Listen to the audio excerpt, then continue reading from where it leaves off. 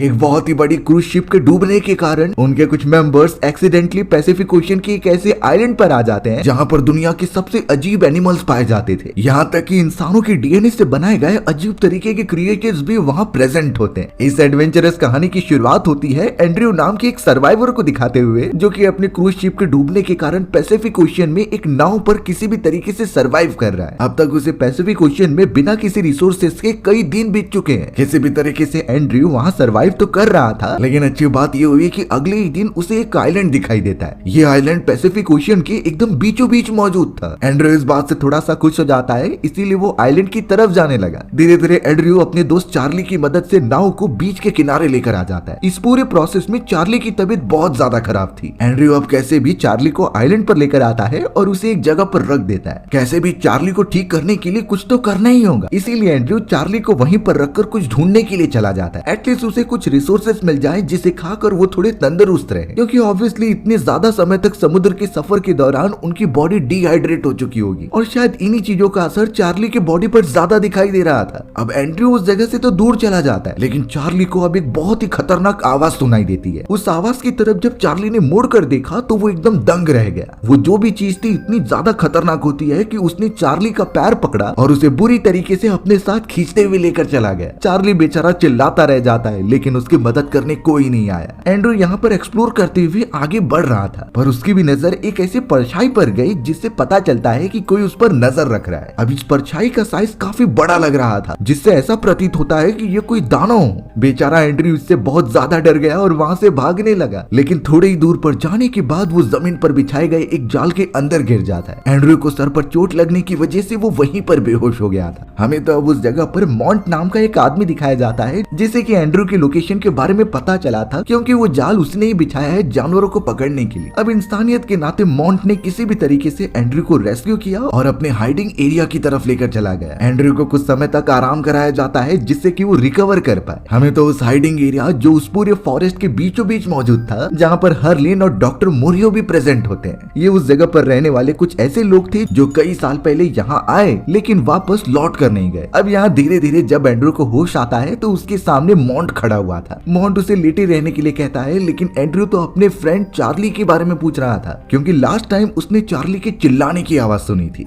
मॉन्ट ने अब जाकर दुखी होकर कहा कि हमने उसे दफना दिया है, उसके ऊपर किसी जानवर ने हमला कर दिया था और वो भूख प्यास के मारे मारा गया। हमने चार्ली को बचाने की कोशिश की, लेकिन उसकी बॉडी जवाब दे गई थी। एंड्रयू इस बात से एकदम टूट सा जाता है कि उसका एक ही साथी था और वो भी खत्म हो गया। उस मोमेंट पर मॉन्क एंड्रयू के बारे में पूछने लगा कि आखिर तुम इस जगह पर पहुंचे कैसे। एंड्रयू सारी चीजें बताता है कि कैसे उसकी क्रूज शिप पैसिफिक ओशन में डूब गई थी और वो उस शिप का पायलट था, जो कि जल्द से जल्द अपनी जान बचाने के लिए पैसिफिक ओशन में कूद गया। पूछे जाने पर एंड्रयू ने दिखाया कि उसे टोटल 17 दिन बीत चुके हैं पैसिफिक ओशन में। मॉन्ट भी शॉक था कि इतने दिनों तक वो पैसिफिक ओशन में बिना रिसोर्सेज के कैसे सर्वाइव कर पाए। यूजुअली 5 डेज में ही इंसानों की बॉडी पूरी डिहाइड्रेट हो जाती है और उसके बाद से तो सर्वाइव कर पाना बहुत मुश्किल था, लेकिन एंड्रयू ने वो करके दिखाया। एंड्रयू एकदम कंफ्यूजन के मारे ये पूछने लगा कि मैं कहाँ पर मौजूद हूँ। मॉन्ट बताता है कि तुम पैसिफिक ओशन के एक ऐसे स्ट्रेंज आइलैंड पर हो जो कि वर्ल्ड मैप पर अभी भी मौजूद नहीं है। एक्चुअली में ये आइलैंड ज्यादा बड़ा नहीं था, तो इसे एक आइलैंड का नाम नहीं दे सकते। फिर भी पता नहीं क्यों यहाँ कुछ लोग सर्वाइव कर रहे हैं। अब थोड़ी देर में वहाँ डॉक्टर मोरियो आ गए थे, जो कि एंड्रयू का अच्छी तरीके से इलाज करेंगे। डॉक्टर मोरियो ने एंड्रयू की बॉडी की एग्जामिन करना स्टार्ट किया कि वो सही कंडीशन में है भी कि नहीं। डॉक्टर मोरियो बताने लगे कि तुम्हारी बॉडी अंदर से वीक हो चुकी है, तुम्हें फल फ्रूट और वेजीज खाने पड़ेंगे जिससे कि तुम रिकवर कर पाओ। पता नहीं अब डॉक्टर मोरियो एंड्रयू की स्किन को अच्छी तरीके से देखने लगे और कहा कि तुम्हारे डीएनए काफी एडवांस लग रहे हैं, अपना अच्छी तरीके से ख्याल रखो, बाद में इसका यूज हो सकता है। एंड्रयू इन बातों को समझ नहीं पा रहा था कि डॉक्टर मोरियो क्या कह रहे हैं, पर डॉक्टर मोरियो ने यहाँ पर बात ही चेंज कर दी। कई देर तक एंड्रयू वहीं पर आराम करता है, बट उसे अचानक चारों तरफ से कुछ तो आवाजें आने लगी। ये आवाज किसी जानवर की नहीं लग रही थी, बल्कि कुछ अलग ही था जो अभी तक अनएक्सप्लोर्ड है।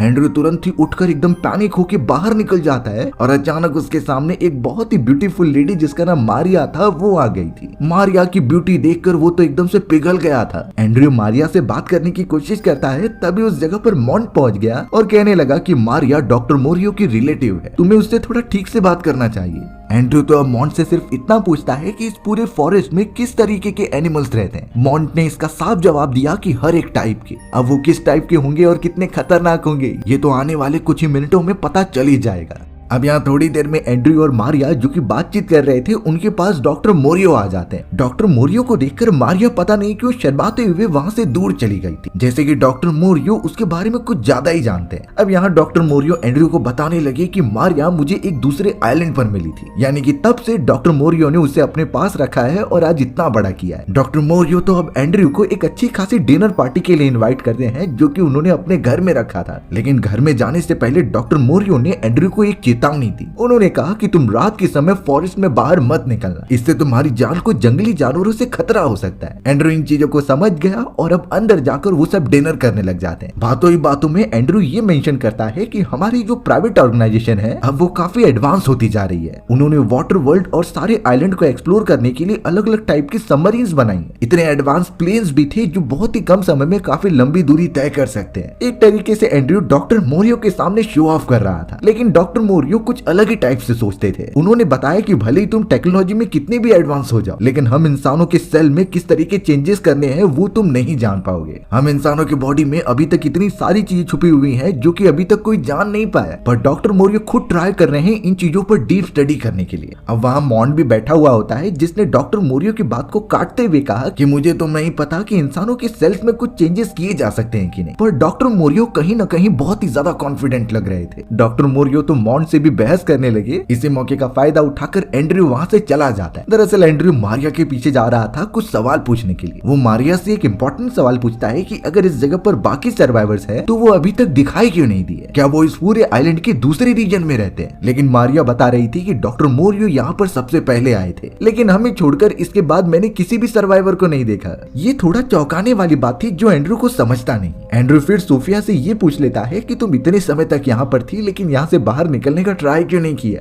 लेकिन सोफिया बताती है कि जितनी भी शिप यहाँ से गुजरती है उस जगह पर हमें जाने की अनुमति नहीं थी, और अगर कोई शिप यहाँ पर रेस्क्यूअर को बचाने आ भी जाती तो डॉक्टर मोरियो मुझे पता नहीं चलने देते। ऐसा लगता कि डॉक्टर मोरियो जानबूझकर नहीं चाहते कि वो यहाँ से जाएं। लेकिन मारिया एंड्रयू को ये लास्ट बात समझाती है कि तुम डॉक्टर मोरियो से थोड़ा सा बच कर रहना। वो दिखने में तो एकदम नॉर्मल है, लेकिन वो एक बहुत ही अच्छे वैज्ञानिक के साथ साथ थोड़े से साइको भी है। उन्हें तो अपने विज्ञान से बहुत ही ज्यादा प्यार है और मोस्ट ऑफ द टाइम वो उसमें ही डूबे रहते हैं। अब जब एंड्रयू अपनी चेंबर में जाने की ट्राई करता है तो उसे बहुत ही तेज आवाज सुनाई दी। ये आवाज पास ही में मौजूद एक जगह से आ रही थी। एंड्रयू एकदम जिज्ञासा के मारे वहाँ पर चला जाता है देखने के लिए, बट वो आवाजें फिर बंद हो गई। अब ऑब्वियसली उसे डॉक्टर मोरियो की बातें याद थी कि रात के समय बाहर नहीं निकलना, तो इसीलिए वो डर के मारे अंदर चला आया एक लाइब्रेरी की तरफ। ये लाइब्रेरी डॉक्टर मोरियो ने ही बनाई थी जिसमें अलग अलग टाइप की किताबें होती है। एंड्रयू को भी किताबें पढ़ने का शौक था तो वो उन्हें निकालकर अच्छे से पढ़ने लग जाता है। इन किताबों के अंदर इंसानों की बॉडी स्ट्रक्चर्स के बारे में बहुत बातें लिखी थी, इंसानों के सेल्स कैसे काम करते हैं और उन्हें मल्टीप्लाई किस तरीके से किया जाए।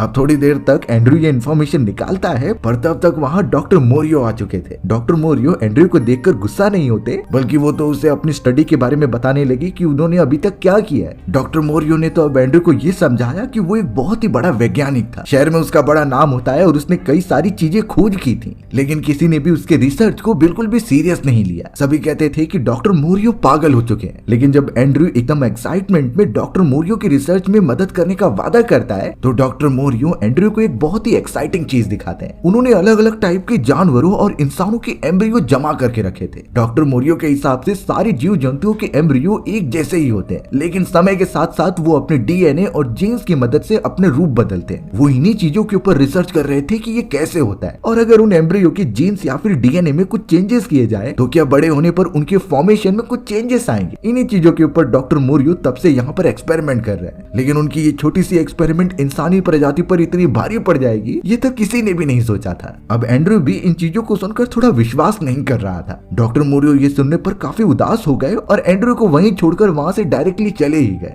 अब यहाँ सुबह होने पर अगले दिन जब एंड्रयू बीच के किनारे जा रहा था तो उसने देखा कि उसकी बोट में छेद हो चुका है, लेकिन ऐसी छेद तो आते टाइम बिल्कुल भी नहीं थी। देखकर यही लगता है कि ये जानबूझकर किसी ने किया है। थोड़ी देर बाद मारिया वहां पर आ जाती है अपने पेट एनिमल के साथ। एंड्रयू ने जब उस पेट एनिमल को टच किया तो वो वहां से डरकर भाग जाता है। मारिया और एंड्रयू दोनों ही उसे पकड़ने के लिए फॉरेस्ट में चले गए। दोनों अलग अलग हो जाते हैं जिससे कि जल्दी ढूंढा जा सके। अब जब एंड्रयू थोड़ा और अंदर जाता है तो उसे कुछ आवाजें सुनाई दी। उसे लगा कि ये मारिया का पेट एनिमल होगा। लेकिन जैसे ही उसकी नजर गई एक आदमी के ऊपर जो कि वहाँ बैठकर पानी पी रहा था, तो एंड्रयू एकदम से चौंक गया। जैसे ही एंड्रयू ने उसका चेहरा देखा तो उस आदमी की पूरी फॉर्मेशन एकदम से अलग ही थी, मानो कि उसके चेहरे पर कोई बीमारी हो गई हो और उसका चेहरा फूल गया हो। वो अजीब सा दिखने वाला आदमी तो अब एंड्रयू को देखकर ही वहाँ से भाग जाता है। एंड्रयू को ये समझना था कि आखिर इस जगह पर जब इतने ही सर्वाइवर्स हैं तो ये अजीब तरीके के इंसान यहाँ पर क्या कर रहे हैं। थोड़ी देर तक सर्चिंग के बाद मारिया को अपना पेट मिल गया था, जिससे कि वो वापस अपनी हाइडिंग एरिया पर आ गए। एंड्रयू सबसे पहले अपने क्वेश्चंस पूछने के लिए मॉन्ट के पास जाता है और उसे बता देता है कि उसने फॉरेस्ट में एक अजीब तरीके के इंसान को देखा, जबकि उन लोगों ने ये बताया है कि इस जगह पर उनके अलावा और कोई भी नहीं है। मॉन्ट यहाँ पर पूरी तरीके से ब्लैंक था, जैसे उसे कुछ पता है लेकिन वो बता नहीं रहा। एंड्रयू तो ये भी पूछता है कि आखिर आप इस आइलैंड से बाहर क्यों नहीं निकल जाते, यहाँ पर तो कुछ रिसोर्सेज भी नहीं मौजूद है। पर मॉन्ट ये बोलकर टाल देता है कि मुझे यहाँ पर अच्छा लगता है। अब अगले दिन जब एंड्रयू सोकर उठ रहा था तो उसने देखा कि मॉन्ट और डॉक्टर मोरियो उसी अजीब तरीके के इंसान को पकड़कर लेकर आए हैं। चौंकाने वाली बात यहाँ पर ये थी कि उस आदमी का नाम लिंग होता है। लिंग पहले डॉक्टर मोरियो के साथ ही काम किया करता था, लेकिन किसी रीजन की वजह से आज उसकी हालत ऐसी खतरनाक हो गई है। डॉक्टर मोरियो और मॉन्ट लिंग को किसी भी तरीके से एक जगह पर कैद करके रख देते हैं। बट अब एंड्रयू गुस्से में आकर डॉक्टर मोरियो से जबरदस्ती सवाल पूछने लगा। डॉक्टर मोरियो तो सिर्फ इतना ही कहते हैं कि हर एक एक्सपेरिमेंट का अच्छा रिजल्ट नहीं निकलता और इसका जिम्मेदार वो नहीं है। एंड्रयू को अब थोड़ा समझ में आ चुका था कि कहीं न कहीं डॉक्टर मोरियो ने अपने ही सर्वेंट के साथ बहुत बुरा किया है, लेकिन डॉक्टर मोरियो अपने आप की प्रोटेक्शन करते हुए कहते हैं कि ये मेरे काम का हिस्सा है, तुम इसके बीच में बिल्कुल मत पड़ो।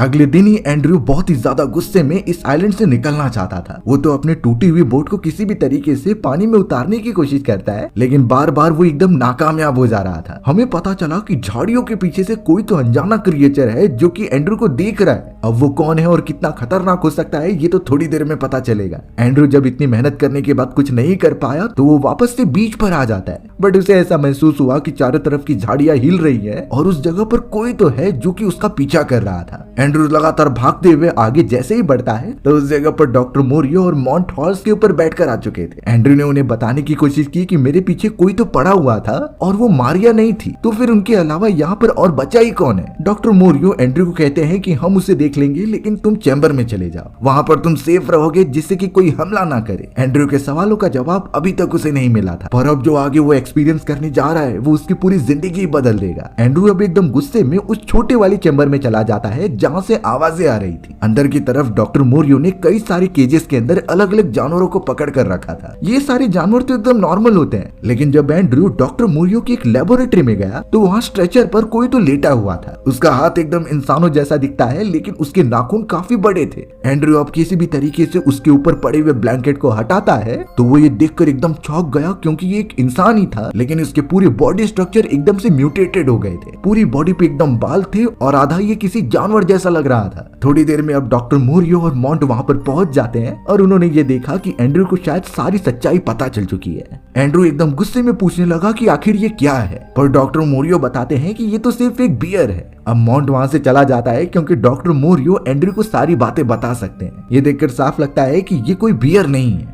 इसके हाथ पैर और चेहरे देखकर तो लग रहा है कि ये किसी इंसान की प्रजाति है। आखिर ये इस तरीके से कैसे कन्वर्ट हुआ? तब जाकर डॉक्टर मोरियो एंड्रयू को बताने लगे कि तुम जब यहाँ आए थे तो मैं तुम्हें वापस भेज सकता था, लेकिन एंड्रयू का साइंटिफिक दिमाग काफी अच्छा होता है, इसीलिए डॉक्टर मोरियो ने उसे यहाँ पर उसकी मदद करने के लिए रख दिया। अब मोरियो सच्चाई उसके सामने रखते हैं कि ये सारी चीजें उनके एक एक्सपेरिमेंट का पार्ट है। डॉक्टर मोरियो तो एंड्रयू को ये समझाते हैं कि हम इंसानों के अंदर ऐसे बायोलॉजिकल कोड होते हैं जो हमारे एम्ब्रियो के बाद होने वाली बनावट डिसाइड करते थे, यानी कि वो इंपॉर्टेंट सेल्स जो आगे चलकर इंसान बनेंगे या फिर जानवर। पर डॉक्टर मोरियो ने उन्हीं चीजों के ऊपर एक्सपेरिमेंट करके एक ऐसा सीरम बनाया है जो उस पूरे बायोलॉजिकल कोड को एकदम रेस्ट्रिक्ट कर देता था। ये दिखाने के लिए उन्होंने तुरंत ही उस अजीब से आदमी के बॉडी में वो सीरम इंजेक्ट कर दिया। इससे होगा ये कि जो एम्ब्रियो एकदम स्टार्टिंग स्टेज में होता है वो जिस तरीके से सोचेगा या फिर चाहेगा वो उसी तरीके से बन जाएगा। यानी कि अगर कोई जानवर इंसान बनना चाहता है तो उसमें इंसान और जानवर दोनों की एबिलिटीज होंगी। अचानक वो अजीब सा दिखने वाला आदमी एकदम से तड़पने लगता है। डॉक्टर उसके बॉडी को एकदम से पकड़ रहे थे और बताते हैं कि ये इनहेरिटेंस का कमाल है जो कि उस एडवांस सीरम की वजह से हो रहा है। थोड़े ही देर में ये पूरी तरीके से तैयार हो जाएगा। लेकिन डॉक्टर ने ये बात भी बताई कि उसने ये सीरम बनाने के लिए कई सारे एक्सपेरिमेंट किए थे। आयरन के ऊपर उसने कई सारी चीजों पे इसकी टेस्टिंग भी की थी, बट उनमें से कुछ कामयाब हुए लेकिन कुछ बहुत ही बुरी तरीके से मारे गए। अब यहाँ एंड्रयू का दिमाग भी खराब होने लगा था, इसीलिए वो अपने कमरे में चला जाता है। उस कमरे में पता नहीं क्यों अब मारिया आ रही थी और वो एंड्री के एकदम क्लोज पहुंच जाती है। दोनों एक दूसरे के साथ काफी कंफर्टेबल हो गए थे और मेकआउट भी करते हैं। बट ये सारी बातें डॉक्टर को पहले से पता थी और वो नीचे की तरफ से सारी चीजें देख रहे थे। सोकर उठने के बाद जब एंड्रयू बाहर आया तो वो एकदम चौंक गए, क्योंकि उस जगह पर हाइब्रिड इंसान मौजूद थे।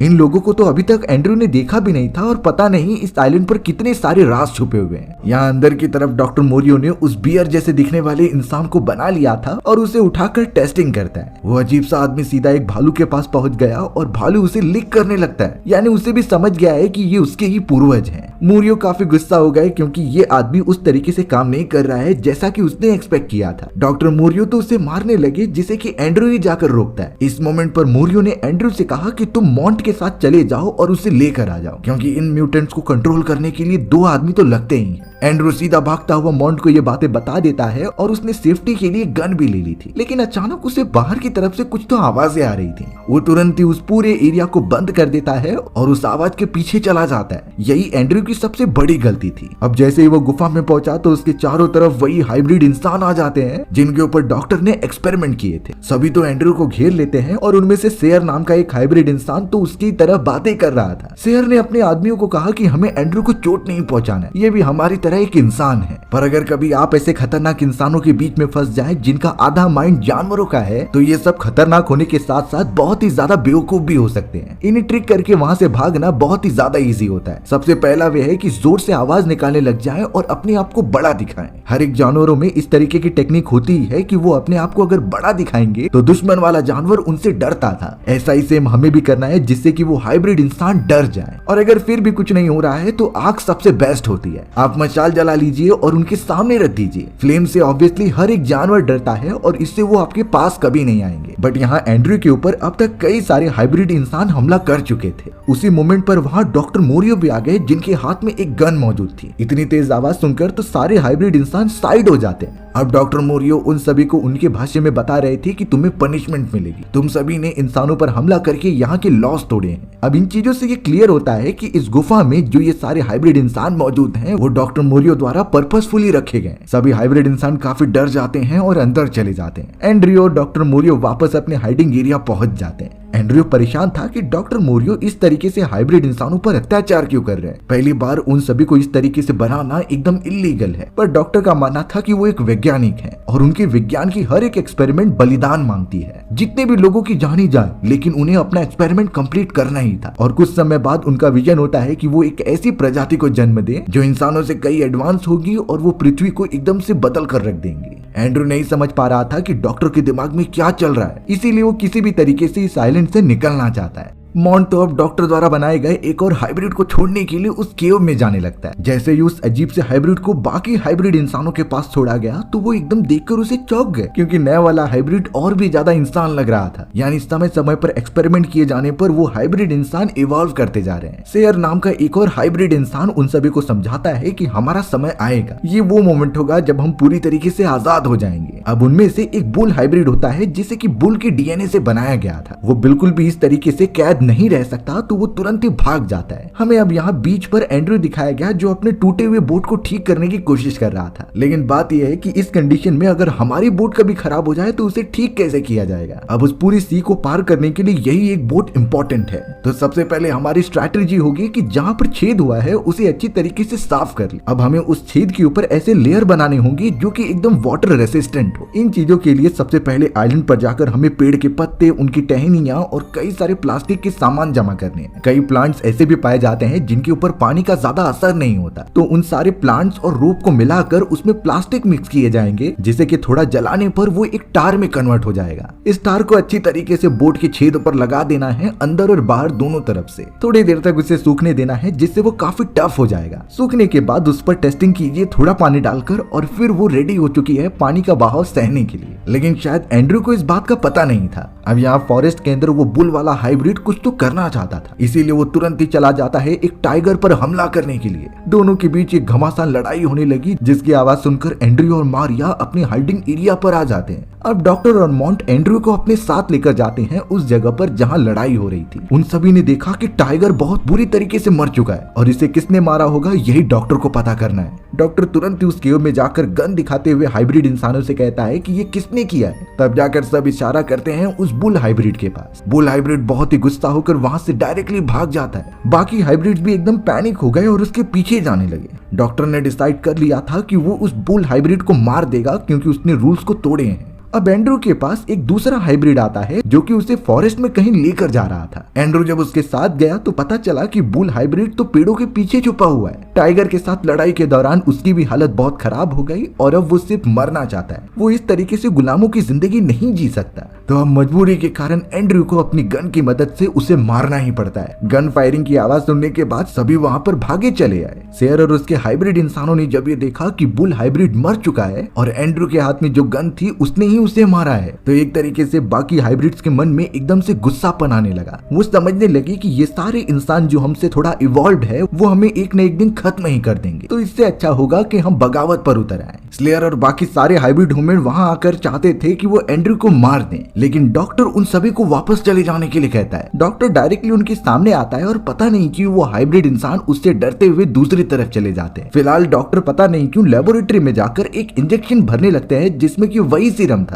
यहाँ एंड्रू और मारिया ने डिसाइड किया कि वो इस आइलैंड से निकल जाएंगे। वो जब अपने सामान पैक कर रहे होते हैं तभी उस जगह पर डॉक्टर आए और उन्होंने जबरदस्ती वो सीरम एंड्रू के बॉडी में डाल दिया। एंड्रू वहीं पर बेहोश हो जाता है, जिस पर मारिया चिल्लाने लगी कि इससे कुछ मत करना। पर अब डॉक्टर एंड्रू को अपना ही टेस्ट सब्जेक्ट बनाने वाले हैं। वो उसे लेबोरेटरी में लाकर बांध देते हैं और उसकी बॉडी पर वही सीरम एक्सपेरिमेंट करने का डिसाइड करते हैं। ये इसीलिए क्योंकि बाकी इंसान इसके काबिल नहीं है। डॉक्टर देखना चाहते थे कि ये सीरम एंड्रू की बॉडी पर कैसा वर्क करता है। बिना देरी किए उन्होंने एंड्रू के बॉडी में वो सीरम इंजेक्ट कर दिया। एंड्रू थोड़ा सा तड़पता रहता है और वहीं बेहोश हो जाता है। अगले दिन जब एंड्रू को होश आया तो उसकी बॉडी उन्हीं सारे हाइब्रिड इंसानों जैसी बनने लगी थी। वो बहुत ही ज्यादा गुस्सा हो रहा था, पर डॉक्टर ने फिर उसके बॉडी में सीरम डाल दिया। अब कुछ देर बाद उस जगह पर मॉन्ट आ जाता है, जो कि ये सारी चीजें देखकर चौंक गया। मॉन्ट ने डॉक्टर को कहा कि तुम्हें एंड्रू के साथ ऐसा नहीं करना चाहिए, लेकिन डॉक्टर किसी भी हालत में अपना एक्सपेरिमेंट करके रहेंगे। मॉन्ट थोड़ा डर गया था, इसीलिए उसने गन निकाली और डॉक्टर के ऊपर पॉइंट किया। डॉक्टर तो मॉन्ट को अब गुमराह करने लगी कि तुम जल्द से जल्द कीज लेकर आ जाओ। जैसे ही मॉन्ट पीछे मुड़ता है तभी डॉक्टर ने उसे शूट कर दिया था। वो तो उसे पिंजड़े में बंद करके रख देते हैं और अपने एक्सपेरिमेंट में बिजी हो जाते हैं। अब यहाँ एक हाइब्रिड इंसान को मॉन्ट की डेड बॉडी दिखाई देती है, जिसे कि वो अपने साथ लेकर उस केव में चला गया था। केव में मौजूद शेर और बाकी हाइब्रिड जब उसकी डेड बॉडी को देख रहे थे और उन्हें पता चला कि इसे डॉक्टर ने ही मारा, तो वो एकदम से चौंक गए, क्योंकि डॉक्टर तो खुद के बनाए गए नियम ही तोड़ रहा है और अगर नियम टूटे हैं तो डॉक्टर को भी सजा मिलनी चाहिए। यहाँ डॉक्टर ने तो एंड्रू को पिंजरे में कैद करके कई सारी रिसर्च करना स्टार्ट कर दिया था। वो उसके पर्सनालिटी को अच्छी तरीके से गौर करते कि उसके बॉडी में इंसान का कितना प्रतिशत हिस्सा है और जिस टाइप के जानवर का उसमें इंक्लूजन है वो क्या कर रहा है। एंड्रू तो बहुत ज्यादा तड़प रहा था और उससे किसी भी हालत में यहाँ से निकलना है, बट डॉक्टर तो एकदम पागल हो चुके थे अपने इस एक्सपेरिमेंट को लेकर। वो तो एंड्रू को खाने के लिए चूहे प्रोवाइड करते, लेकिन वो इससे मना कर देता। अब अचानक डॉक्टर को बाहर से कुछ आवाजें आती हैं और उसने नोटिस किया कि मॉन्ट की डेड बॉडी वहाँ नहीं है। इसीलिए वो तुरंत ही भागते हुए एक गन ले लेता है और उस गुफा की तरफ जाने लगता है जहाँ सारे हाइब्रिड इंसान हैं। ये मौका देखकर मारिया तुरंत ही चैम्बर में घुस गई और एंड्रू को आजाद करने का ट्राई करती है। एंड्रू की हालत देखकर मारिया को बिल्कुल अच्छा नहीं लग रहा था, बट किसी भी तरीके से उस केज को ओपन करने पर एंड्रू आजाद हो गया। वो तो मारिया के साथ बाहर निकलने लगा, पर अब यहाँ डॉक्टर के चारों तरफ वो हाइब्रिड इंसान थे, जिसमें शेर कह रहा था कि तुम्हें सजा मिलेगी, तुमने अपने बनाए गए रूल्स को तोड़ा है। डॉक्टर के पास गन थी और वो उन सभी को कहता है कि मैं तुम्हें मार दूंगा,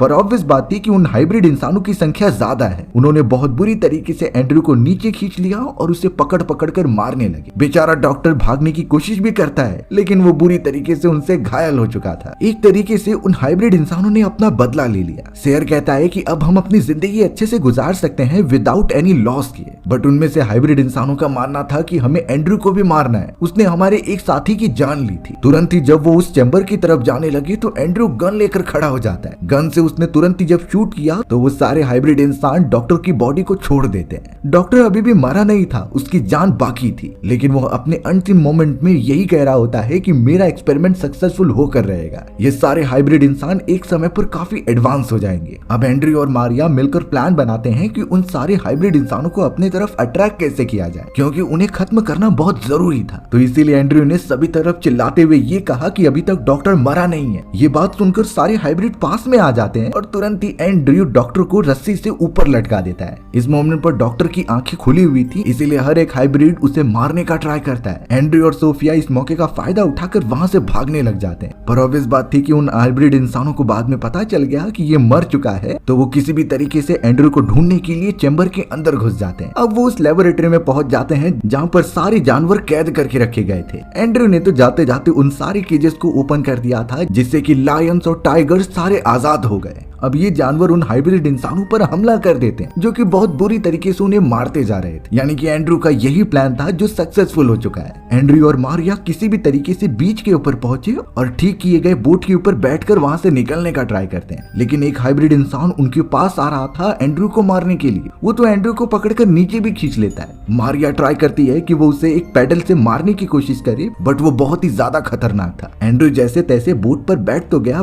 बट वो हर बार ट्राई करता है हाइब्रिड इंसान को दूर ढकेलने का। उसके तो वो पेडल भी टूट चुके थे, लेकिन एंड में टूटे हुए पेडल से ही एंड्रयू ने उसके आंख में मार दिया। हाइब्रिड इंसान वहीं पर मर जाता है, जिससे कि वो दोनों अपना सफर तय करने लगे। आखिरकार वो दोनों बोट ठीक करके आइलैंड से निकलने में कामयाब भी हो गए। कुछ घंटों बाद हमें पता चला कि एंड्रयू एकदम से ठीक हो चुका है, यानी उसके ऊपर सीरम का ज्यादा असर ही नहीं हुआ। वहां पर एक बोट दिखाई दी, जिसे कि एंड्रयू हाथ दिखाकर बुला लेता है, यानी कि वो दोनों रेस्क्यू कर लिए जाएंगे और मारिया पहली बार इस आइलैंड से बाहर निकलेगी। हमारी भी कहानी यहीं खत्म हो जाती है। सो व्यूअर्स, आपको ये स्टोरी कैसी लगी कमेंट सेक्शन में बताना भूलना मत। और अगर आपको मेरा एक्सप्लेनेशन 1% भी अच्छा लगा होगा ना, तो वीडियो को लाइक एंड चैनल को सब्सक्राइब जरूर कर देना। मिलते हैं इसी तरीके की मजेदार वीडियोस में, तब तक के लिए बाय बाय।